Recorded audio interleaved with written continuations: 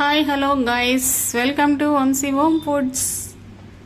ఈరోజు మా ఇంట్లో రెసిపీ ఏంటంటే కర్రీ ఏంటంటే ఏం కర్రీ అంటే మష్రూమ్ అండ్ కాజు కర్రీ అండి. దాన్ని ఎలా ప్రిపేర్ చేయాలో చూసేద్దాం ఫ్రెండ్స్. ముందుగా 2 ప్యాకెట్లు మష్రూమ్స్ తీసుకొచ్చి వాటిని శుభ్రంగా మట్టి లేకుండా 2 టైమ్స్ కడిగాను. కడిగిన తర్వాత వాటిని ఈ విధంగా కట్ చేస్తానండి.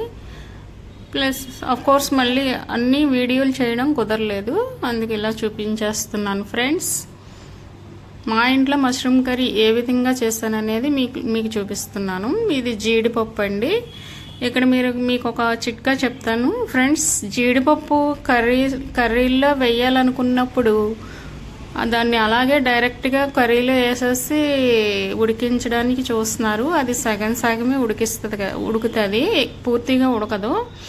అలా కాకుండా ముందు మనం దాన్ని బాయిల్ చేసుకోవాలి. బాయిల్ చేసుకుంటే కొంచెం ఉడికించిన తర్వాత కూరలో వేస్తే మనకి పచ్చి జీడిపప్పు ఉంటుంది కదా, ఆ టేస్ట్ వస్తుందండి. ఒక్కసారి ట్రై చేయండి ఫ్రెండ్స్. మనం ఏ కర్రీలో అయినా సరే జీడిపప్పు వాడాలనుకున్నప్పుడు దాన్ని ముందుగా ఒక పావుగంట సేపు స్టవ్ మీద కొంచెం వాటర్ వేసి ఉడకబెట్టిన తర్వాత కర్రీలో వేస్తే ఆ కర్రీలో కూడా ఈ వాటర్లో ఉడికిన తర్వాత కర్రీలో కూడా ఉడుకుతుంది. ఉడికిన తర్వాత మంచి బాగుంటుంది మెత్తగాని. అది కూడా కర్రీలో మిక్స్ అయిపోయి చాలా టేస్ట్ వస్తుంది. ఒకసారి ట్రై చేసి చూడండి. మనం మష్రూమ్ కర్రీకి కావాల్సినటువంటి పదార్థాలన్నీ చూసాం కదా. ఫస్ట్ ఆనియన్స్, టమాటాలు, పచ్చిమిరపకాయలు అవన్నీ కట్ చేస్తానండి. ఉల్లిపాయలు కట్ చేసేసి వేపేస్తున్నాను. మష్రూమ్ కర్రీకి కొంచెం గ్రేవీ ఉండదు కాబట్టి దానికి ఏం చేయాలంటే మనం ఫస్ట్ చిన్న ముక్కలుగా ఉల్లిపాయలు కట్ చేసుకున్న తర్వాత బాగా టమాటాలు ఎక్కువగా ఇష్టపడిన వాళ్ళు ఏం చేయాలంటే టమాటాలు కూడా మిక్సీ పట్టుకొని వేసుకోవాలి. ఎక్కువగా బాగా టేస్ట్ వస్తుంది. అయితే మేము టమాటాలు తక్కువగా వాడుతున్నామండి ఈ మధ్య, కొంచెం హెల్త్ బాగోక.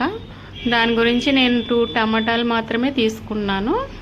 ఫస్ట్ ఆనియన్స్ బాగా మెత్తగా బ్రౌన్ కలర్ వచ్చేలాగా వేయించేసుకోవాలి. తర్వాత ఒక పెద్ద ఆనియన్ తీసుకుని దాన్ని చీల్ చేసిన తర్వాత ఒక టమాటా తీసుకుని నేను చీల్ చేసి దాన్ని కూడా మిక్సీ పడుతున్నాను. ఇందులోనే మీకు అవసరమైతే కొంచెం అల్లం వెల్లుల్లిపాయ ఇందులోనే వేసుకుని మిక్సీ పెట్టుకోండి. నేనైతే అల్లం వెల్లుల్లి అవాయిడ్ చేశాను హెల్త్ గురించి. ఓన్లీ మసాలా లేకుండా వండుతున్నాను అనమాట. కాకపోతే మా మష్రూమ్ కర్రీకి కొంచెం మసాలా దట్టిస్తేనే బాగుంటుందండి. ఆ మిశ్రమాన్ని ఉల్లిపాయలు బ్రౌన్ కలర్ వచ్చేదాకా వేగిన తర్వాత ఆ మిక్సీ పట్టినటువంటి టమాటా ఉల్లి మిశ్రమాన్ని ఇందులో వేసేసుకుని అది కూడా వాటర్ ఇంకిపోయేలాగా వేయించాలి. ఫస్ట్ ఇందులోనే అల్లం వెల్లుల్లిపాయ పేస్ట్ కొంచెం వేసేసి వేయించుకోవచ్చు. ఇప్పుడు ఉడికిన జీడిపప్పుని అంటే గుళ్ళు తీసుకున్నానండి నేను. దాన్ని బద్దలా రావడానికి ఎప్పుడైతే మనం ఉడకబెడతామో దాన్ని కొంచెం ఇలా ప్రెస్ చేస్తే బద్ద కింద అయిపోతుంది. నేను వీడియోలో చూపిస్తున్నటువంటి విధంగా అలా చేసినటువంటి జీడిపప్పు ఉల్లి మిశ్రమం వేగిపోయిన తర్వాత దాంట్లో వేసేసుకోవాలి.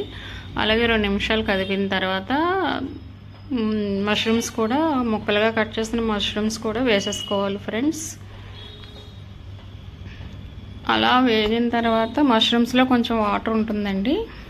ఆ వాటర్ ఇంకిపోయేదాకా 2 నిమిషాలు మగ్గనివ్వాలి. మష్రూమ్స్ వేసిన తర్వాత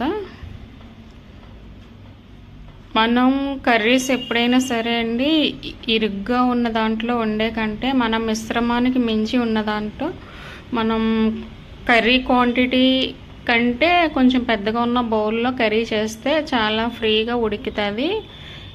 మనం ఇరుకు దాంట్లో వేసిన కర్రీకిని ఇలా విశాలంగా ఉన్న దాంట్లో వండిన కర్రీకిని చాలా డిఫరెన్స్ ఉంటుంది. గమనించండి ఫ్రెండ్స్. నేను అందుకే ఎప్పుడు కూడా కొంచెం కర్రీకి కూడా కొంచెం బౌల్ పెద్దది పెడతాను నేను. అందుకే కర్రీస్ ఫ్రీగా ఉడుకుతాయి అన్నమాట. ముక్కలు అవి ఇరుగ్గా ఉండి అలా కాకుండా అవన్నీ కూడా ఫ్రీగా ఉడికి చక్కగా బాగుంటుంది కర్రీ. ఇలా వెడల్పుగా ఉన్న దాంట్లో చేయడానికే ప్రయత్నించండి ఫ్రెండ్స్. కర్రీస్ అనేవి చాలా ఫ్రీగా ఉడుకుతాయి. అవి అలా మగ్గనిచ్చి 2 నిమిషాలు మూత పెట్టి మగ్గనిచ్చిన తర్వాత మనం బటర్ అండి, ఇది ఒరిజినల్ బటర్ అనమాట అండి, మా ఇంట్లో తయారు చేస్తున్నటువంటి బటరు. ఈ బటర్ని మనం వేసుకోవచ్చు కర్రీలోని. మామూలుగా అయితే పాలు మీద మీగడ కూడా ప్రెస్ చేసి వేసుకోవచ్చు. మష్రూమ్ కర్రీ అనగా, పన్నీర్ కర్రీ అనగా ఇది వేయాలండి. వేస్తేనే దానికి టేస్ట్ అన్నమాట. ఆయిలీగా ఉంటుంది, బాగుంటుంది. నేను మా ఇంట్లో తయారు చేస్తున్నటువంటి బటర్ వేసుకున్నాను అనమాట. ఆయిల్ బటరు వేస్తాను. ఇవి మష్రూమ్ ముక్కలు కొంచెం కలర్ మారుతాయి చూడండి. కలర్ మారే వరకు కూడా దాన్ని వేయించాలి. వేయించిన తర్వాత కొంచెం పసుపు, కొంచెం కారం,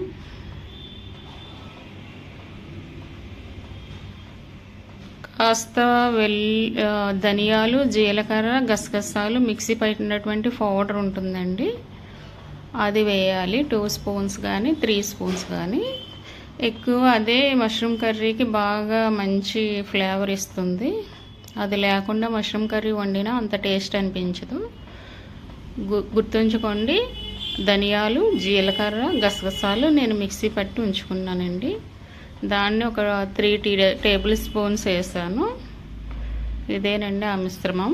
నేను పొడిగా చేస్తాను, అంటే తడి చేయను, పొడి పొడిగా ఆడతాను అన్నమాట. అది నిల్వ ఉంటుంది మనకి, ఇంకో దాంట్లో వేసుకోవడానికి కూడా ఉపయోగపడుతుంది కాబట్టి నేను పొడిగా చేస్తాను అన్నమాట అండి.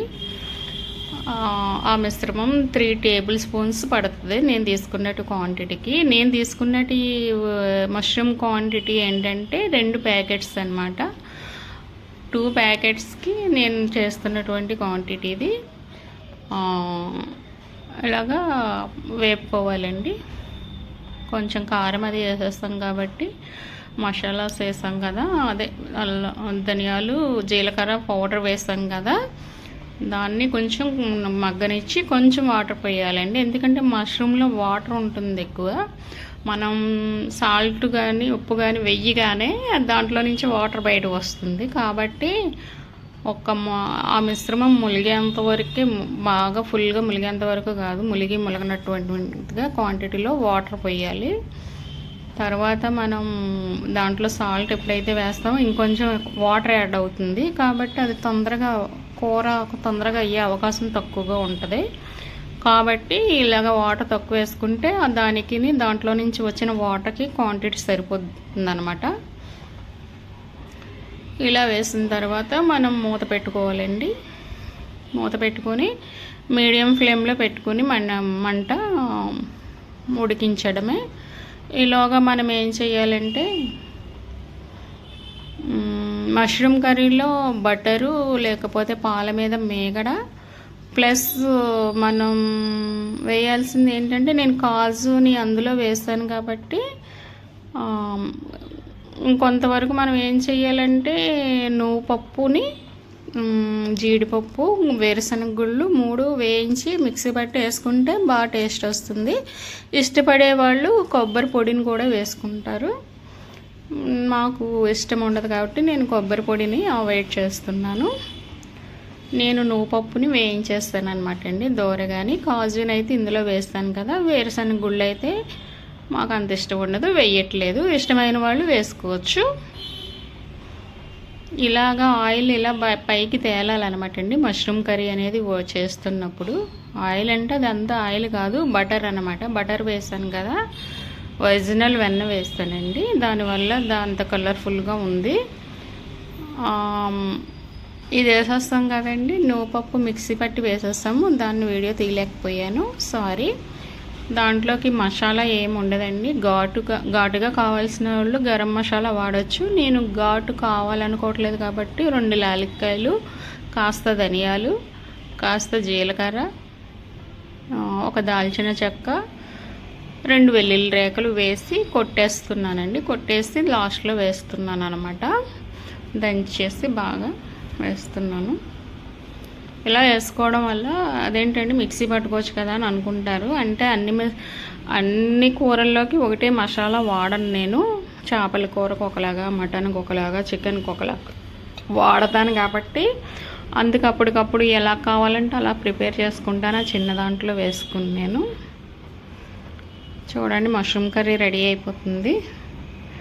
కొంచెం పుదీనా కొంచెం కరివేపాకు ఉంటే ఇంట్లో వేస్తాను. కాకపోతే మష్రూమ్ కర్రీకి బాగా కొత్తిమీర దట్టించామనుకో చాలా బాగుంటుందండి.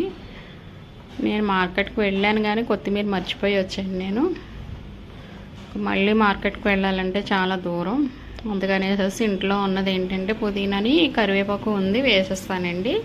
కాకపోతే దీనికి లాస్ట్లో కొత్తిమీర బాగా చిన్న ముక్కల కింద కట్ చేసి దట్టిస్తే ఆ లెవెలే వేరండి, ఆ టేస్ట్ లెవెలే వేరు. ఇలాగ మష్రూమ్ కర్రీ తయారు చేసుకోండి ఫ్రెండ్స్. తయారు చేసుకొని ఈ కర్రీని మీకు నచ్చితే లైక్ చేయండి, షేర్ చేయండి, సబ్స్క్రైబ్ చేసుకోండి friends. Thank you for watching.